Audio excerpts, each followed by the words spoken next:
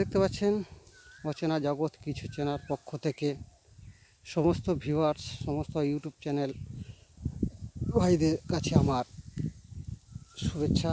আপনারা আমার যদি এই ভিডিওটা ভালো লেগে থাকে আর নতুন যদি আপনারা হয়ে থাকেন তাহলে একটা শেয়ার, একটা লাইক করতে ভুলবেন না।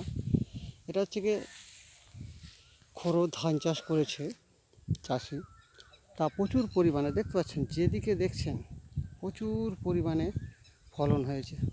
প্রায় প্রতি বিঘেতে 25 থেকে 26 মণ ধান পাবে।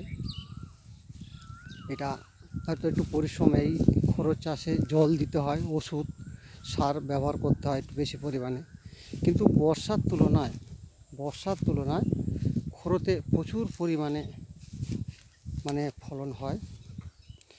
এটা হাইলিং শুরু, মোটামুটি 3-4 দিনের ভেতর এই ফসলটা কাটবে।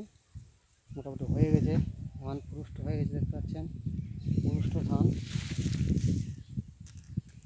তো যদি আমার এই ছোট্ট ভিডিওটা আপনাদের ভালো লেগে থাকে তাহলে দয়া করে একটু সাবস্ক্রাইব করে দেবেন, শেয়ার করে দেবেন, এই আশা রাখছি আপনাদের কাছে।